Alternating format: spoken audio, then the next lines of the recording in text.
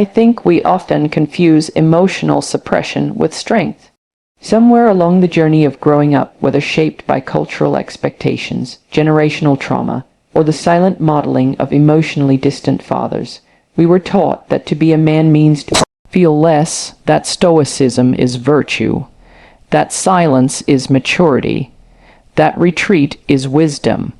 And yet, we wonder why so many men find themselves sitting in the same place I once did, utterly disconnected from the people they love, unable to explain why they got up and left. It wasn't rage, it wasn't betrayal, it wasn't even resentment. It was a quiet, creeping emptiness, a void. And if you ask most men who have reached this point, they won't give you dramatic reasons. They'll simply say, "I didn't feel anything anymore." That right there, that numbness, is not the absence of love. It's the result of years of emotional atrophy, of pushing feelings so far down that even we can't find them anymore. When a man says he has no desire for intimacy, people often jump to conclusions. They assume the issue is physical, or worse, that he's found someone else, but it's rarely that simple.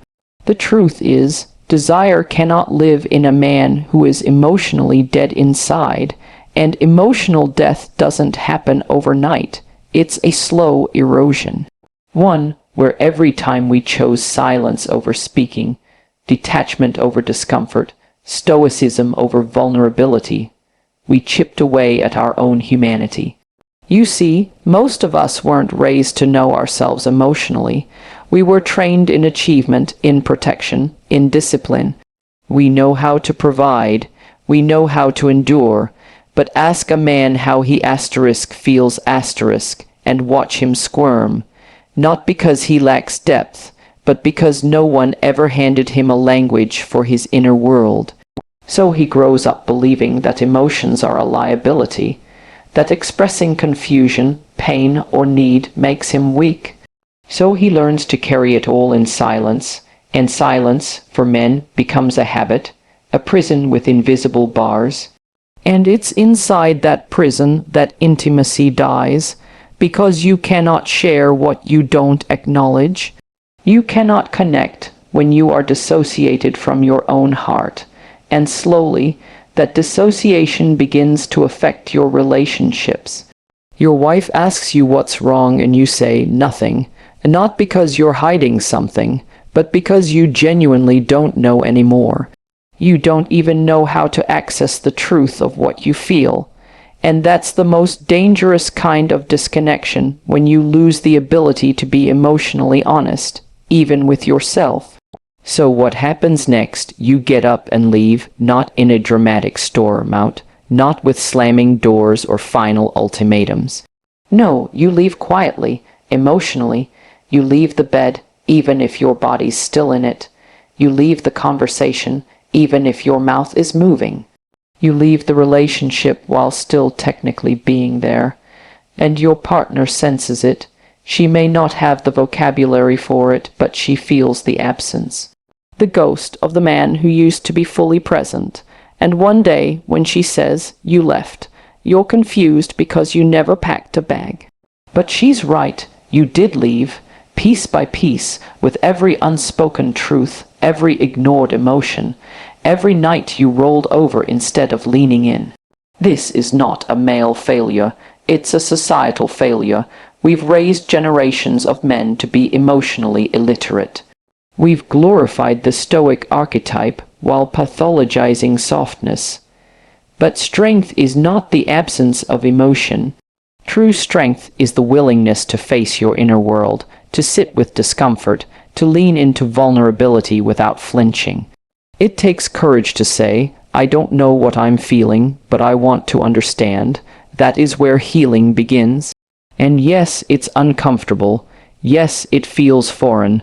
But that discomfort is the doorway back to connection, to presence, to intimacy, and not just sexual intimacy, but emotional, spiritual, human intimacy, the kind that makes you feel seen again, the kind that awakens a sleeping soul. And isn't that what we're all quietly craving? to feel asterisk something asterisk again. To come home to ourselves, you don't have to stay numb, you don't have to stay distant, but it will require a reckoning. A reintroduction to the parts of you you've long silenced. The child who was told stop crying. The teenager who heard man up. The adult who learned that pain is private and love is earned. You must meet those parts again and love them, forgive them, integrate them, because only when you embrace your emotional self can you truly show up for another. Only then can you hold your partner's hand not just physically, but with presence, with truth, with soul. So no, emotional suppression is not strength. It's survival, and survival is not living.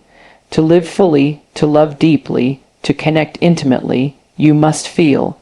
You must speak, you must return, and maybe you did get up and leave, but you can always come back.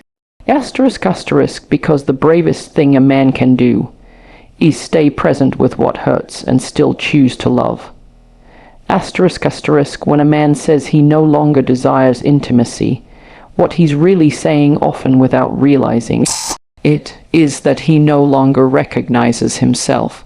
We talk so much about connection in relationships, but rarely do we address the fundamental connection that fuels all others, the connection to one's own identity.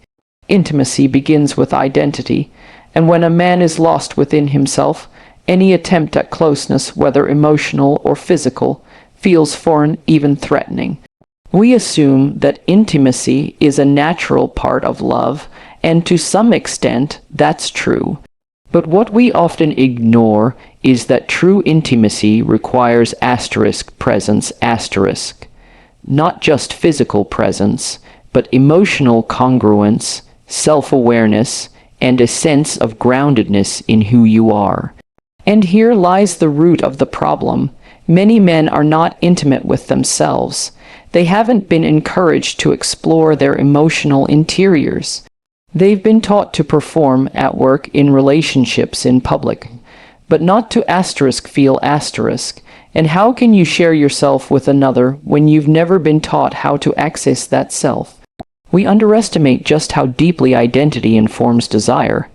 Desire doesn't exist in a vacuum. It's not just about physical attraction or hormones.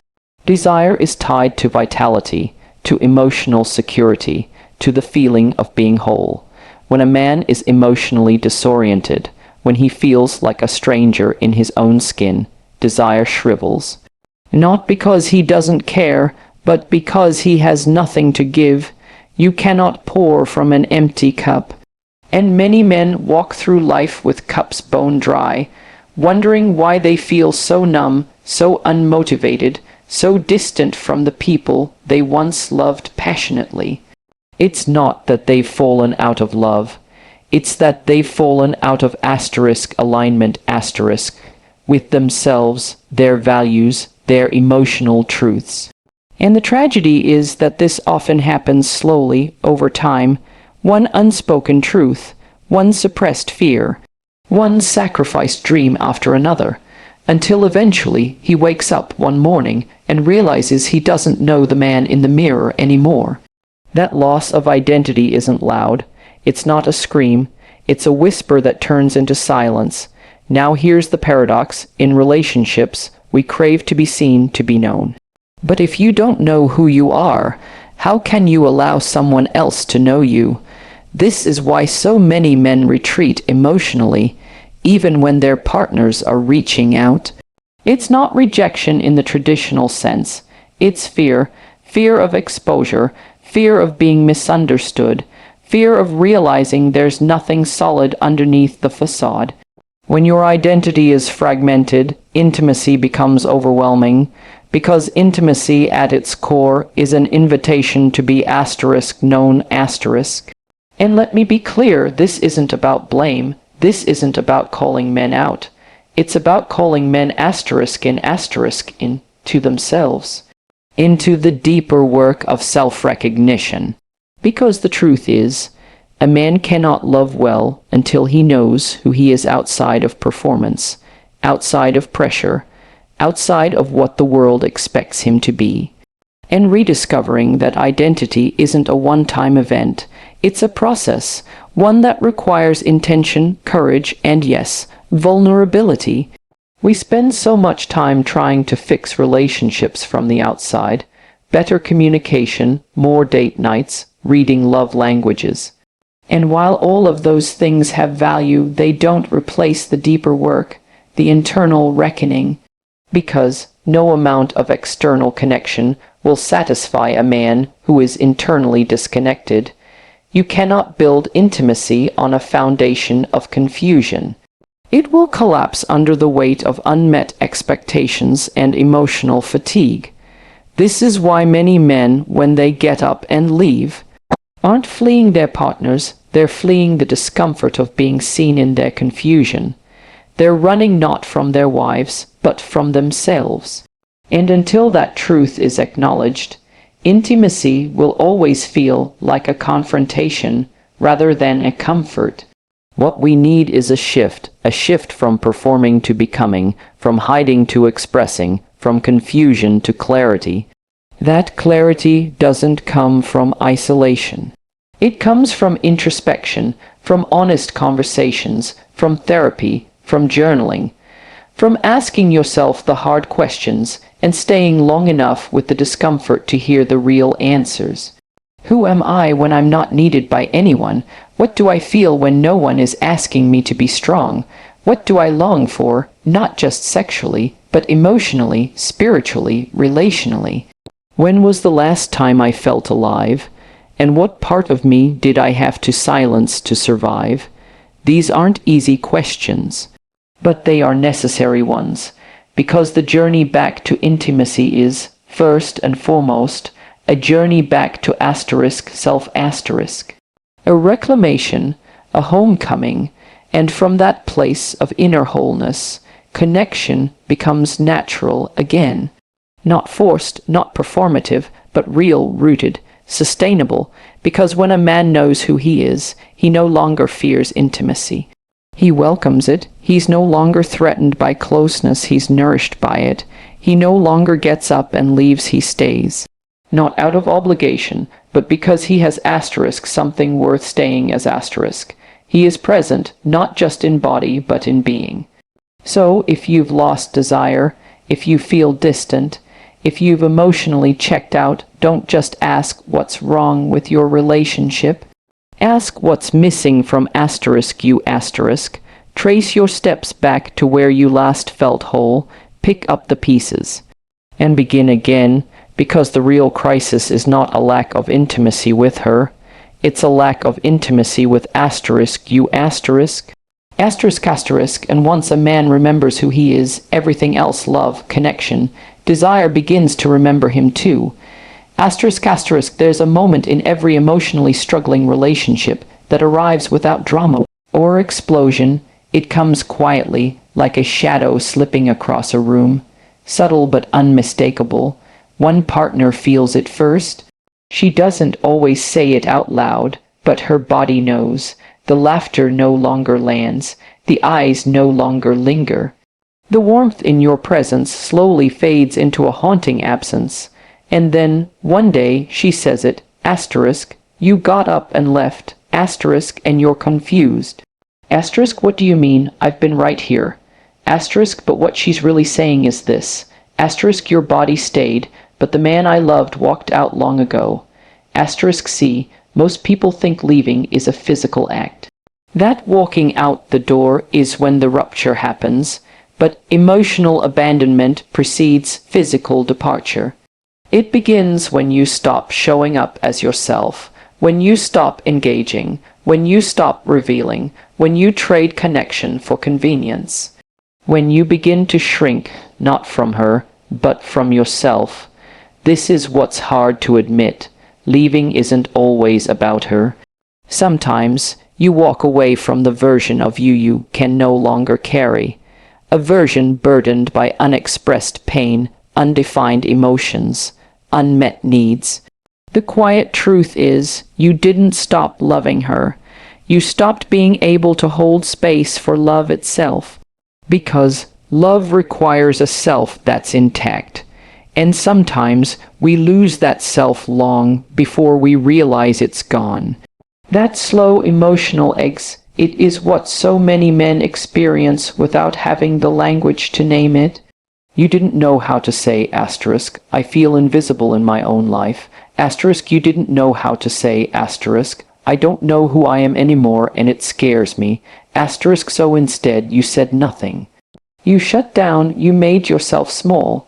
You began living parallel to the relationship rather than inside it. And by the time your partner noticed, you were emotionally miles away. We talk about men leaving women, but we don't talk about the deeper tragedy, men leaving themselves. You abandoned the boy who used to feel deeply, the man who once hoped, the soul that once craved connection and wonder. You left the emotional core of who you are because somewhere along the way, you decided it was too painful, too confusing, or too inconvenient to stay. Maybe you were taught that your feelings were dangerous or weak. Maybe you were conditioned to be strong, to be the rock, to never burden others with your internal world. So you built a wall, not to keep her out, but to keep yourself from crumbling.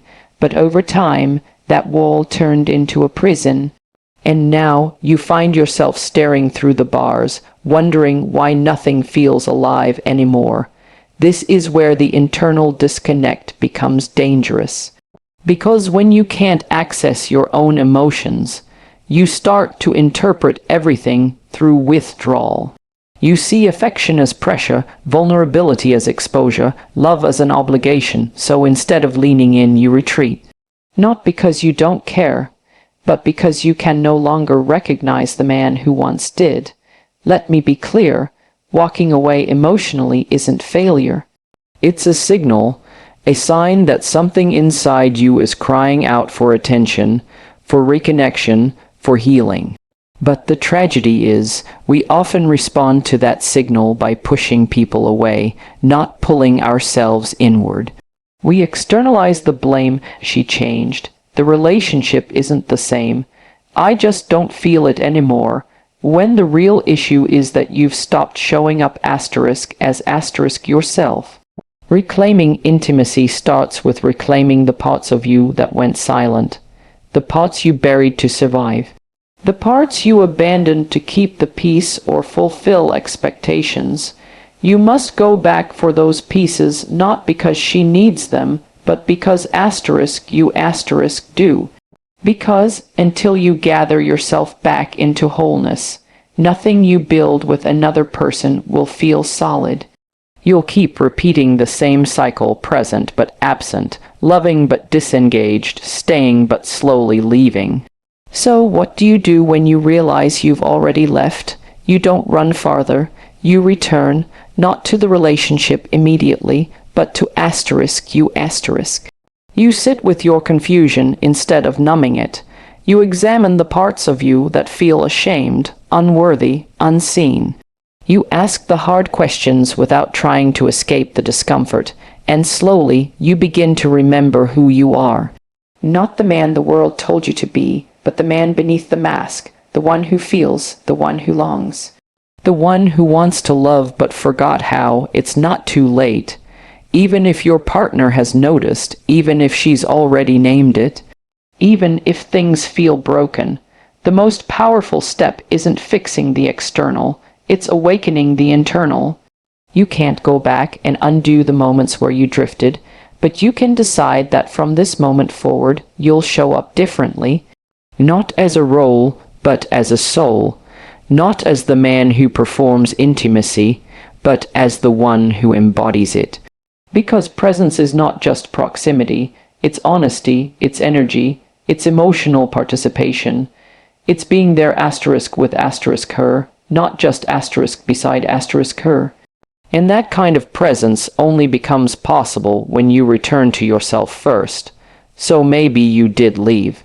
Quietly, emotionally, gradually, but now you choose to come back. Asterisk asterisk, because the most courageous act isn't staying in the room. It's staying with yourself long enough to bring all of you back into the room. Asterisk asterisk.